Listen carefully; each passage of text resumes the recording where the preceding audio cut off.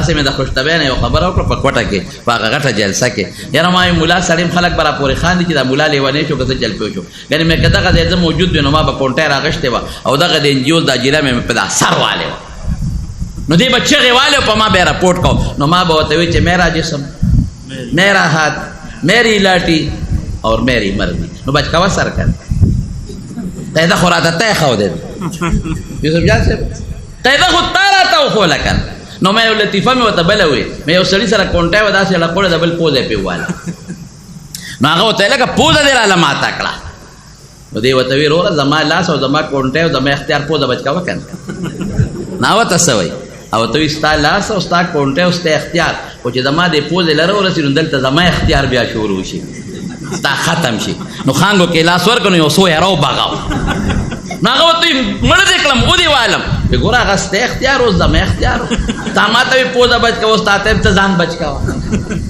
ټول منګړت خبرې دي دا فضول خبرې دي مونږ د الله بندگان یو او د الله د رسول په خبرو د خدای په کتاب زمونږ ایمان دی نو زه یورپ ته وایم یوسف جان صاحب تللی دی د کتلی دي ما اورېدلی دي د کتلی دي زه یورپ ته وایم چې ته وایې چې شریعت او اسلام په ښځې ظلم کوي او په کور کې په خدمت کوي نو زه په کور کې چې دا خدمت کوي د خپل خاوند کوي د خپل مور کوي د خپل پلار کوي ګوره مور پلار خو وله راوړي خپل خاوند وله راوړي د خپلو بچو کوي نو تا راوویسته او ایئر هوسټس ته کړه او په جس کې دې نوکاره کړه نو د 350 پردو سړو خدمت پې کې ټری ورته نیسي واخله تاپیانې وله راوړي وي خورا اخسخا لوښي ته لرکوي شربت یې پې تقسیموي نو د 4 خپل خاندان خدمت چې پې کوي نو شریعت ظلم کوي او چې ته پې په جس کې د 350 پردو سړو خدمت کې د انصاف دی دا حق دی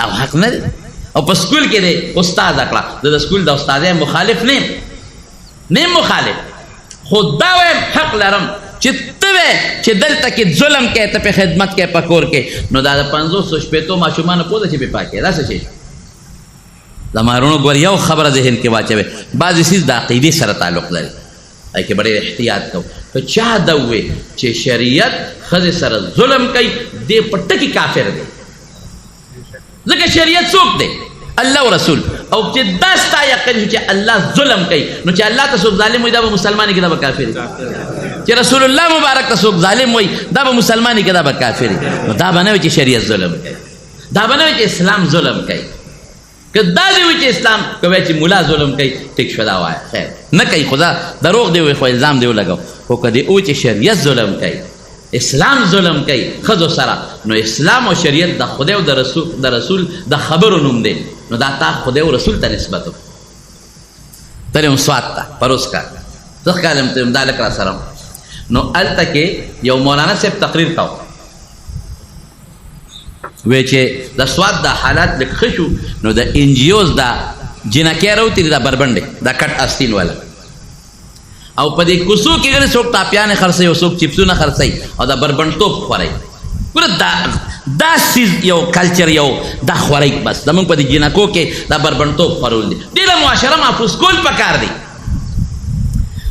نو یو جنۍ راله دا کټ لستوڼې و نیمه بربنډه ښځه ناسته اوس هغه سبزي پرې کوي او خوا کې په موږي غوا تړلې وه دا جوز دا جنۍ دی بوډۍ ته وایي دا څه پرې کوې وایي سبزي وایي دا دله چا راوړې ده وایي دا مې خاوند راوړې ده وایي دا څه له پرې کوې څه له پرې کوم دا پخه وکړه به مخوري زه به مخورم اوس ګوره دې زهرو ته ګوره جنۍ بوډۍ ته وایي وایي ته د غوا کې څه فرق دی ګوره دې زهرو ته ته د غوا کې څه فرق دی غوا هم په دې موږي تړلې ده او دی کور کې به مړه شي بار دنیا ونه لیده او تم په دې کور کې زړه به شي او مړه به شي بار دنیا دې ونه لیده راوځه نیک وخت مارکیټ ته لاړه شه سیل وکړه هوټلو کې وګرځه شهرونه ځنګلو کې وګرځه دا څه کې د هغې هم غاړه کې پړی دی او ستا هم غاړه کې پړی تا له هم خوراک راوړي فایده در نه اخلي هغې له هم ګیا راوړي فایده در نه اخلي وی دې وخت کې د دې کور والا خره رادن نه شوه کور ته چې خره رادن نه شوه نو هغه بوډۍ دې جنۍ ته وایي تا د خره کې څه فرق دی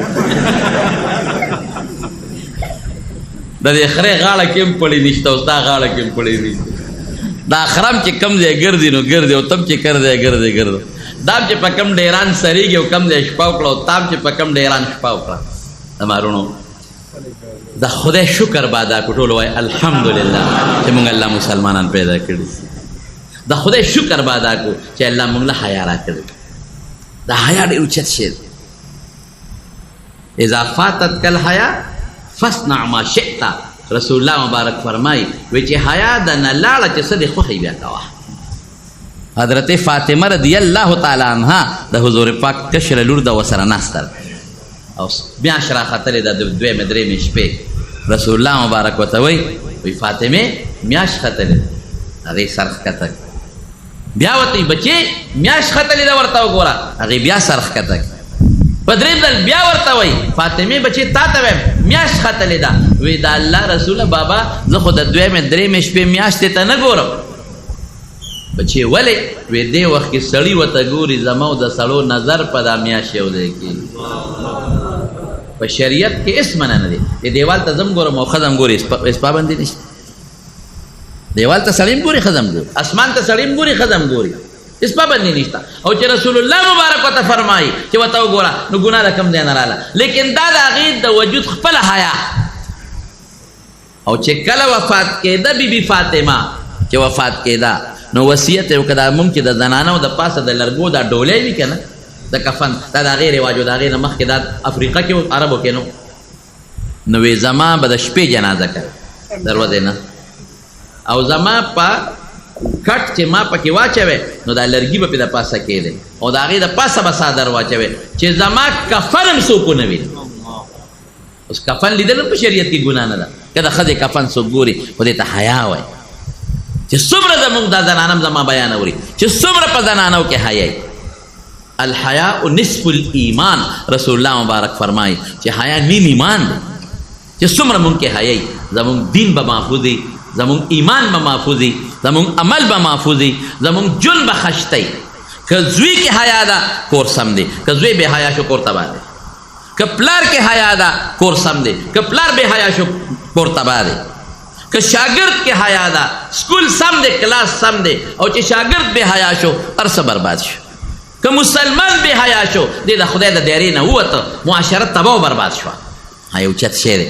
نو زنانه چې څومره دي تاسو ته وایم او زنانه هم چې زما بیان اوري نو دوی دې د حیا خوا خیال وساتي. نور ما درته وایي چې شریعت دومره تنګ تروش نه دی چې پتا پابندي لګوي. زموږ پښتانه چې وایي ښځې له یا کور او یا ګور د هغې دا مطلب نه دی چې بس په کور کې زړه شو. نه، مطلب دا دی چې بې ځایه د کور نه بار موځه. په کور کې دننه ستا حیا ده نو چې بار وځم د کور په شکل کې وځه او په حیا کې وځه، بې حیایي مه کوه. زما وروڼو بنیاد د خبرې دا شو چې د زنانو د مدرسو مقصد څه دی او د جنکو د مدرسو مقصد څه دی. د جنانو د مدرسو دغه مقصد دی چې دا زنانه او الحمدلله دا فایده ډېره ظاهره ده.